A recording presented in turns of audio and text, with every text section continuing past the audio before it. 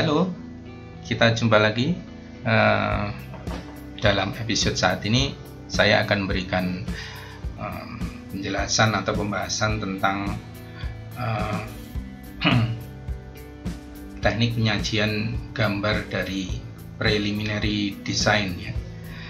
Jadi tahap preliminary design itu biasanya lebih banyak didominasi oleh aktivitas-aktivitas eksploratif ya, yang dilakukan oleh perancang atau desainer, dalam hari ini arsitek kalau bangunan,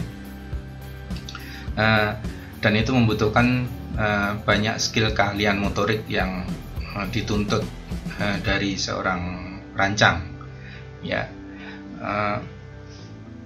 Ada baiknya kemampuan Anda dalam membuat sketsa itu bisa dilatih lebih intensif agar supaya proses pembuatan preliminary design ya, penyajian gambar preliminary design itu bisa lebih komunikatif ya, karena di sini proses ini biasanya adalah proses awal pada saat terjadinya diskusi antara klien dan perancang ya, antara klien dan perancang.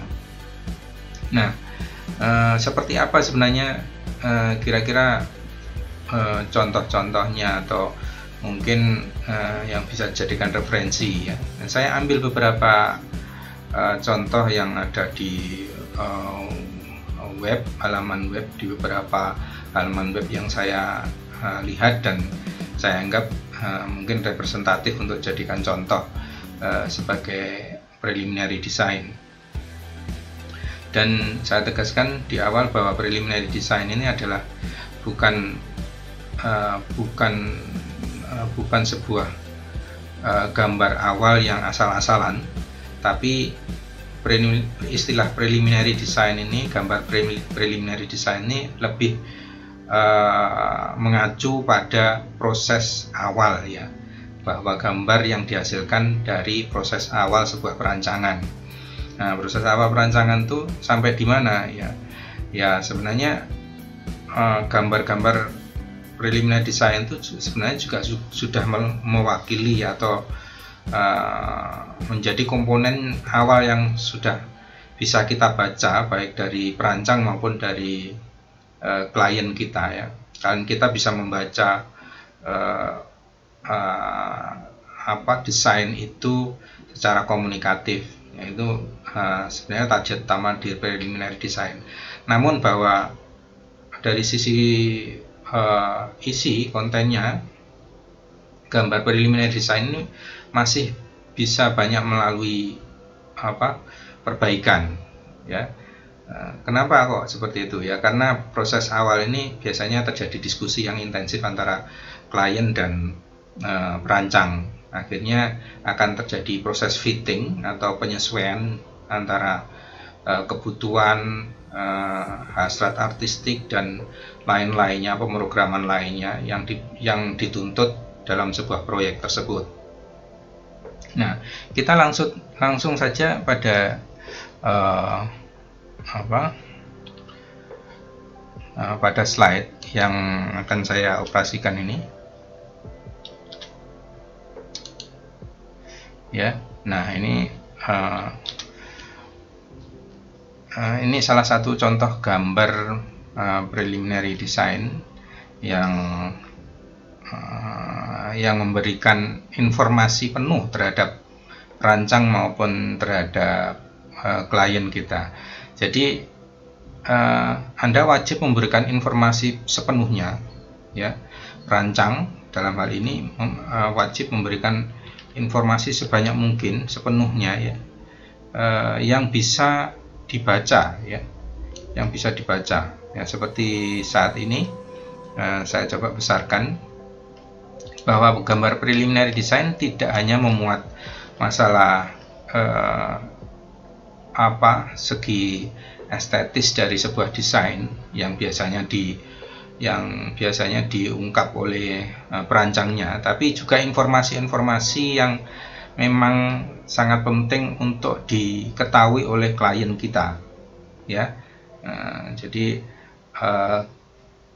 klien kita wajib mengetahui informasi-informasi ini supaya tidak terjadi crash atau misinformasi ketika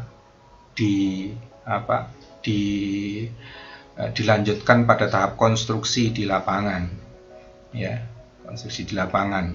Nah, karena ini menyangkut hal-hal yang prinsip seperti pamannya di sini diberikan informasi adanya batas-batas lahan ini, kemudian ada planting area, flagstone walkway, kemudian ya ini dari sisi perancang ini mungkin gambar ini bisa dipahami secara komunikatif, tapi dari sisi klien mungkin saja itu tidak bisa dilihat secara penuh.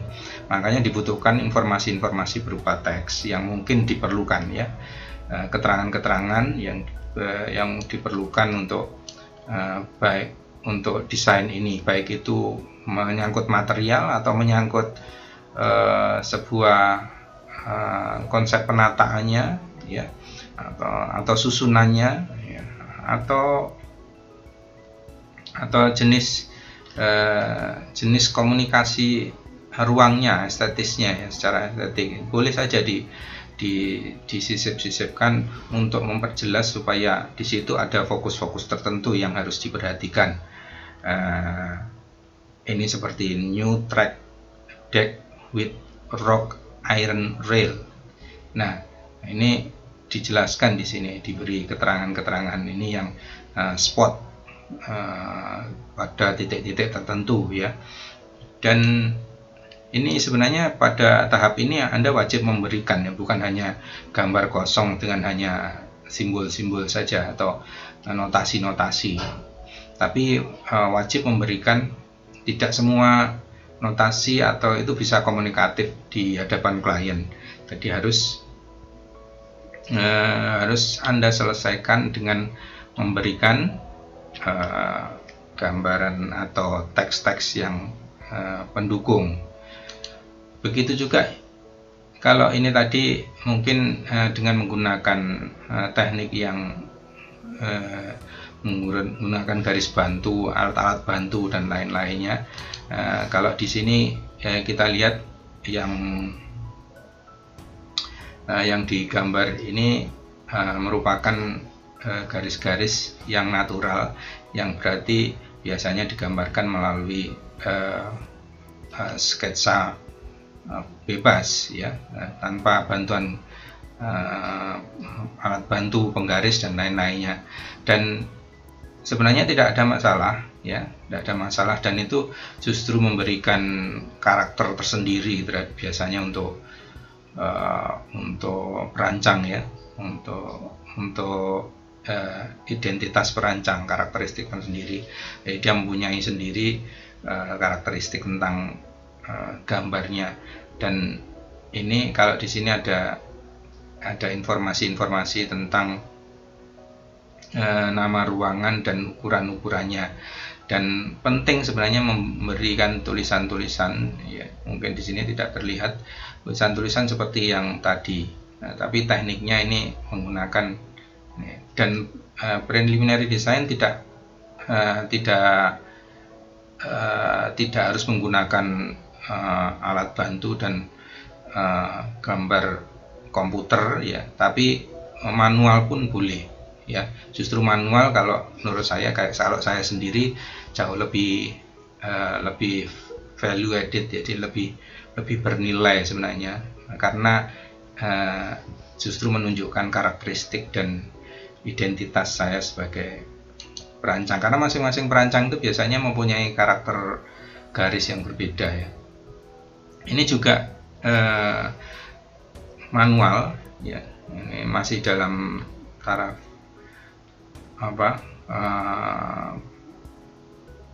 side plan, ya. denah ya, layout. Nah, ini Anda lihat bahwa ini ada tulisan-tulisan yang menjelaskan beberapa fokus yang harus diketahui, dan di sini juga, ini juga, dan ini menggunakan, kalau kita lihat menggunakan spidol dan cat air ya, dan variatif lah ya. Biasanya saya melakukannya juga seperti ini, dengan menggunakan media yang bervariasi, tidak harus tidak harus mahal ya. Jangan cari barang yang mahal untuk menghasilkan. Lebih baik kalau saya sih mencari barang yang murah tapi hasilnya cukup bagus. Mengenai warna dan lain-lainnya itu sebenarnya kalau Anda mau menggunakan warna-warna dari pewarna buatan dari alam juga boleh ya. Ini karena itu hanya mempercantik saja, dan Anda harus kreatif untuk membuat membuat sajian ini dengan teknik-teknik yang ya dengan bahan-bahan yang ada di sekitar Anda ya. Anda perlu beli. Anda jangan berpandangan untuk selalu beli peralatan, karena sebenarnya alat-alat ini ada di sekitar kita yang lebih sederhana itu ya. Sampai ini. Nah, ini spidol pakai spidol murah itu bisa ya. Pakai drawing pen yang biasa itu juga boleh pakai. Biasanya saya justru malah menggunakan ballpoint itu ya, ballpoint untuk ini. Kemudian bisa saya gunakan dengan penegasan pakai spidol dan cat air dan lain-lainnya yang bisa saya. Yang penting informasi ini justru tersampai dengan komunikatif ke klien kita. Nah, Anda lihat di sini ya, jadi sangat karakteristik sekali, berkarakter sekali ya. Jadi saya biasanya lebih suka seperti ini ke klien. Kalau saya mendapat project itu biasanya saya lebih cenderung menggunakan proses-proses yang manual ini. Sedangkan proses-proses yang digitalisasi itu biasanya dimulai setelah ini selesai ya. Jadi mulailah dengan bahan-bahan yang ada di sekitar Anda. Nah, kalau ini sudah mulai menggunakan alat bantu karena kelihatan di sana paling tidak penggaris ya. Tapi kalau lihat karakternya dengan arsiran seperti itu, biasanya ini menggunakan proses digital ya, proses digital. Nah, ini sama, informasi-informasi yang ada di sana juga dibubuhkan ya, termasuk jalan, kemudian tanaman-tanaman ini juga mempunyai informasi-informasi tertentu. Jadi tidak hanya sekedar menempatkan notasi-notasi tanaman pohon di sekitar ini ya, tapi ini ada fungsinya masing-masing ya, ada kegunaan dan fungsinya masing-masing, yang kecil-kecil, yang besar, karena ini menunjukkan ketinggian juga biasanya ya. Kalau yang besar-besar begini masih berarti tanaman tinggi ya, tanaman tinggi dan seterusnya.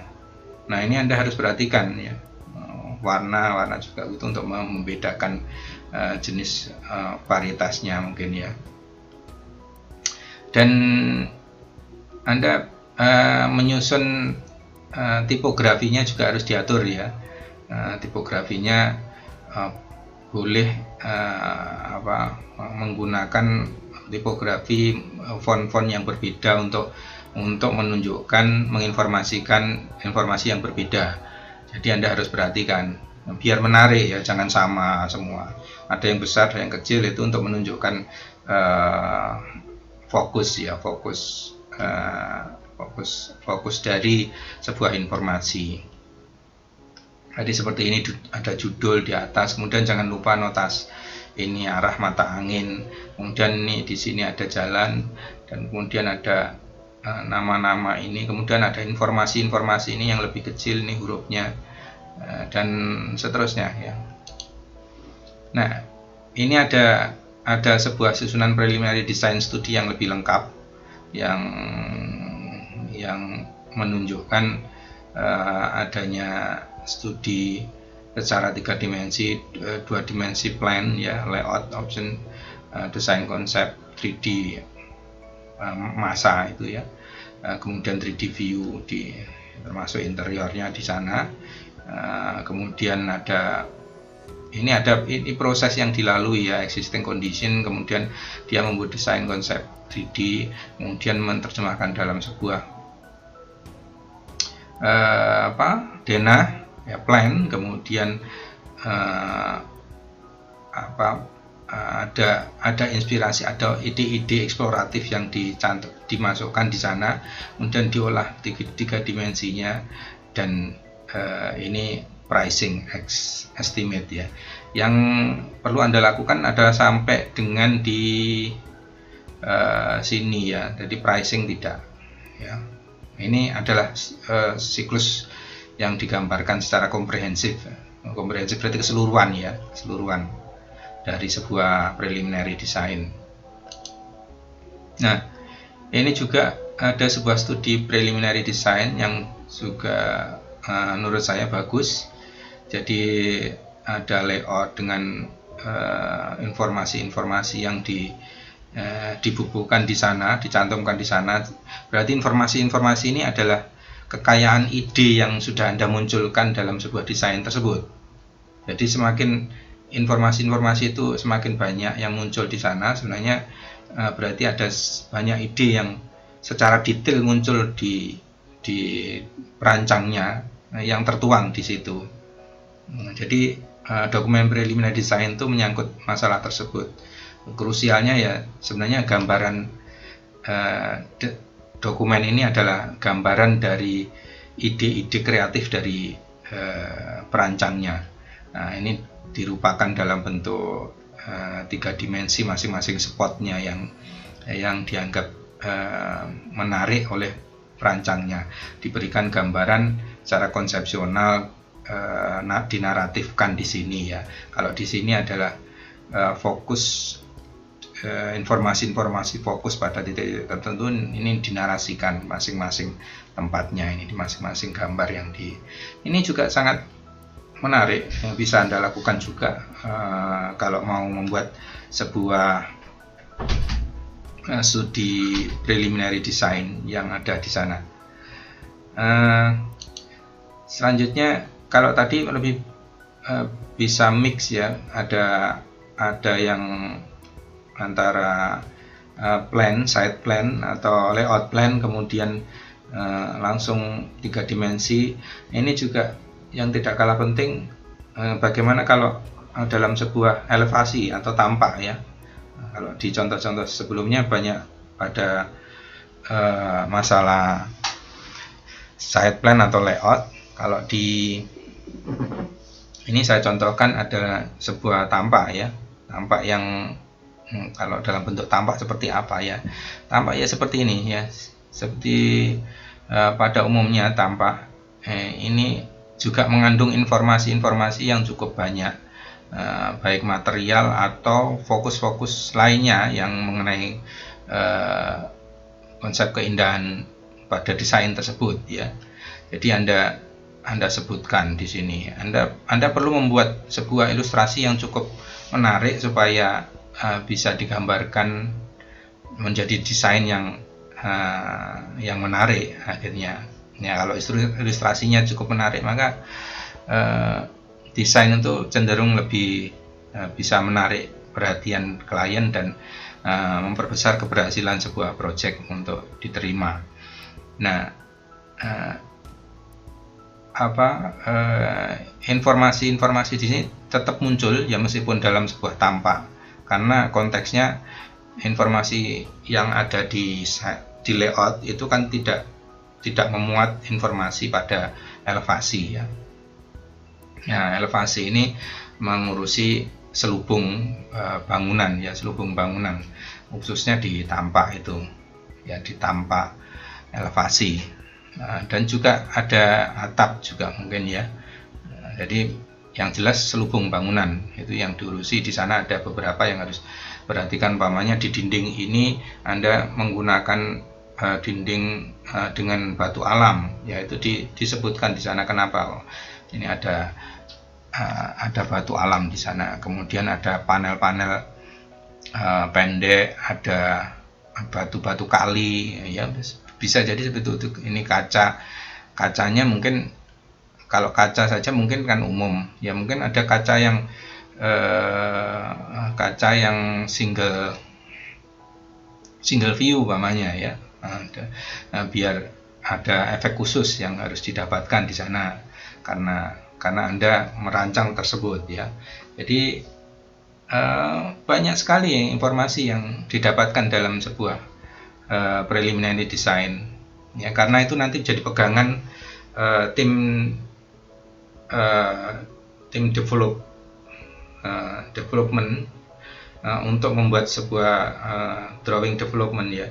Jadi mendevelop bangunan ini menjadi sebuah gambar pengembangan perancangan yang dipakai untuk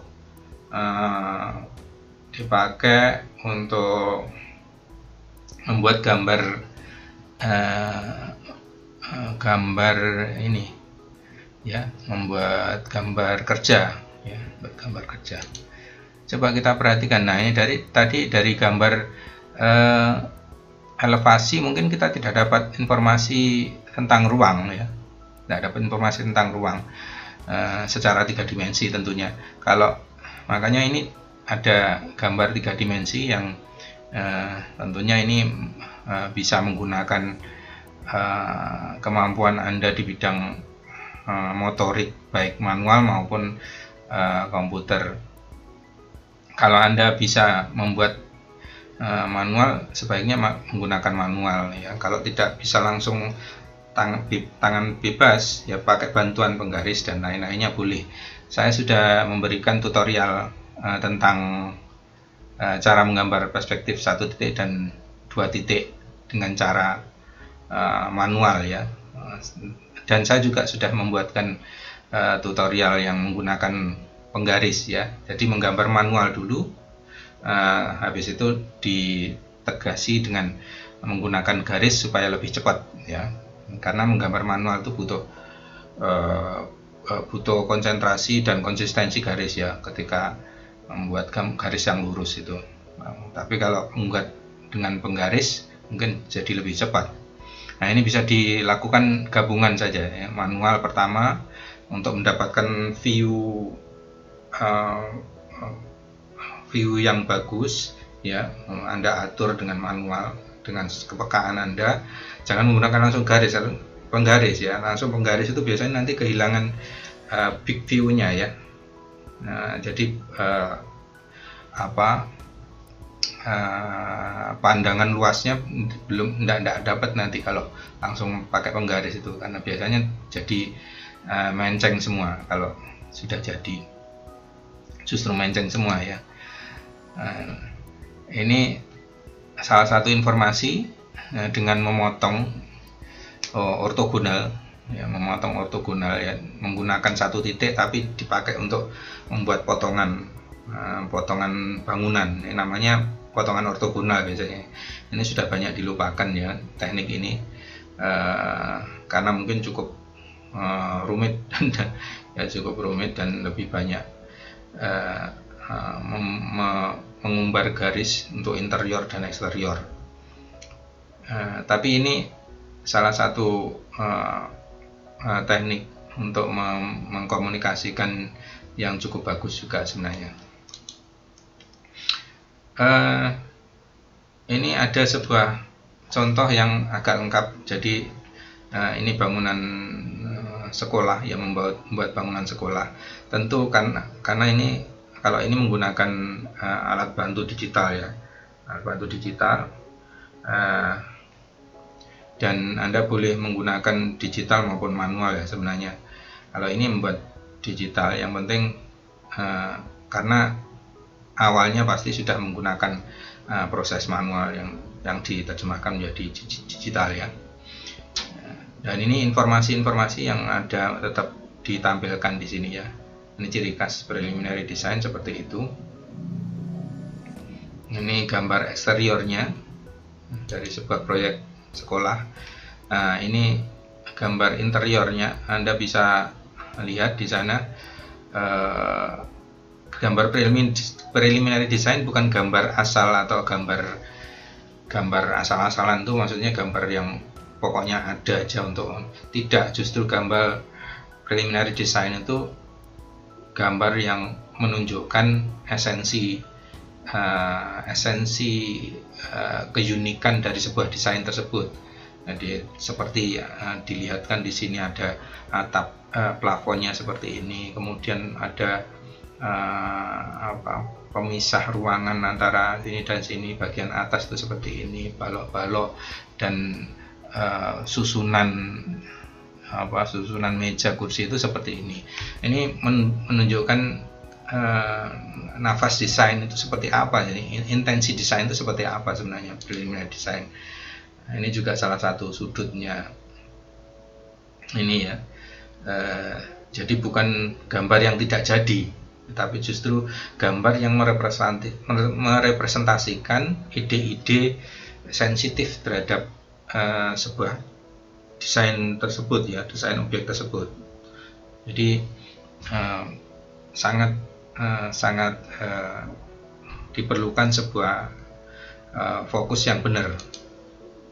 Ini juga dari sana material dinding, kemudian karpet, dan ininya bermotif, atasnya juga plafon itu juga dibuatkan motif dengan proporsi ruang seperti ini. Ini suasana ketika dari depan ya, dari depan dengan lengkung ini, kemudian ada metal panel masonry, vinil metal panel suron. Ini maksudnya ini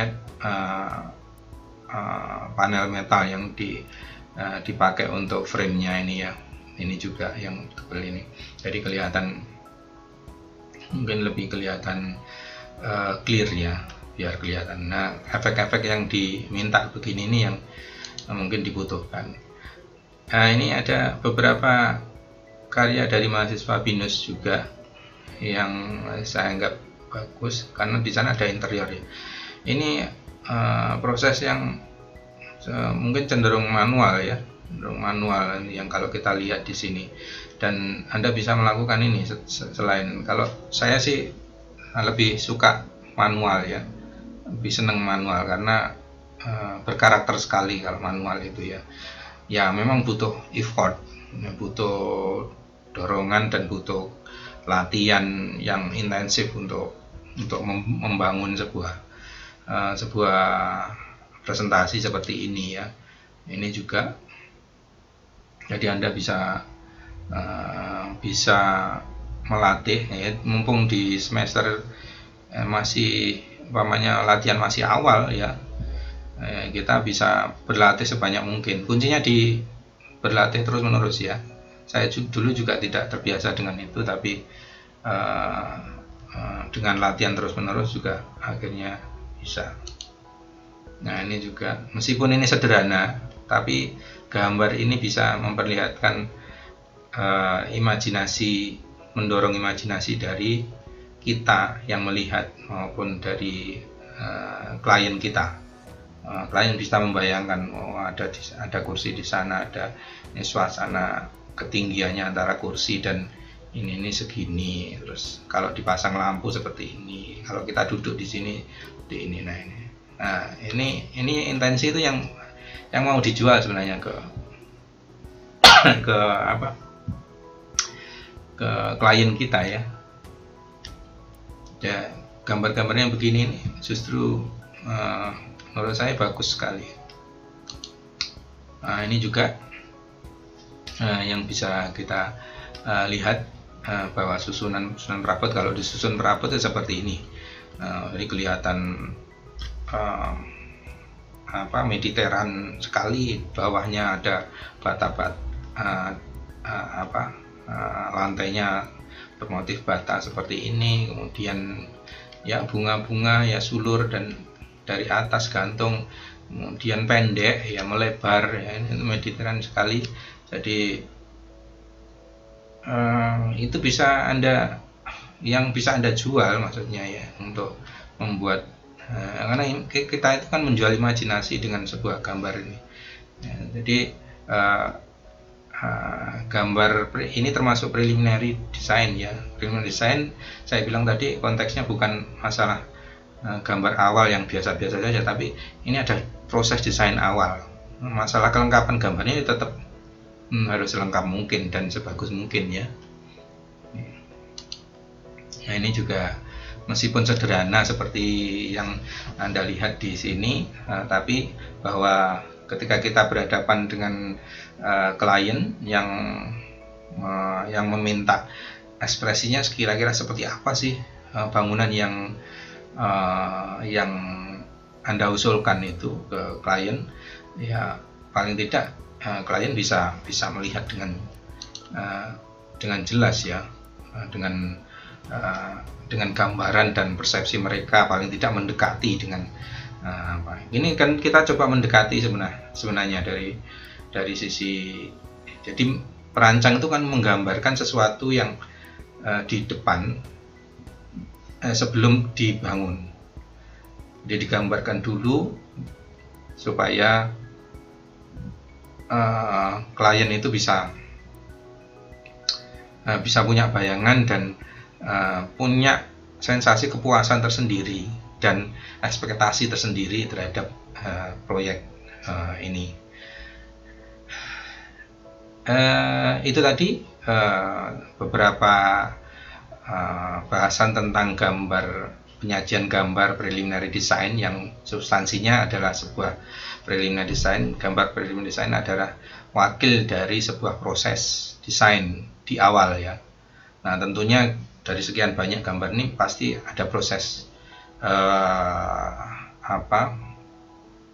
proses revisi, perbaikan dan lain-lainnya, karena ini gambar-gambar preliminary ini yang kita bawa untuk kita diskusi dengan klien kita. Ketika kita bisa membuat informasi sebanyak mungkin dan sejelas mungkin dan sekreatif mungkin, kemungkinan persentase keberhasilan dari klien, persetujuan klien itu jauh lebih besar nantinya, dan menentukan sekali jadi proses preliminary design, gambar preliminary design itu. Itu yang bisa saya berikan mengenai gambar preliminary design. Anda kuncinya harus berlatih untuk membuat desain yang menarik dan tidak tergantung alat, tergantunglah pada diri Anda sendiri. Anda dikaruniai peralatan yang sangat canggih, yaitu tangan Anda dan otak Anda, untuk bisa membuat sesuatu itu jadi lebih bernilai dan bermakna. Kita jumpa lagi di video selanjutnya yang lebih menarik dan bahasan yang lebih bagus lagi, lebih kaya lagi atas informasi desain. See you.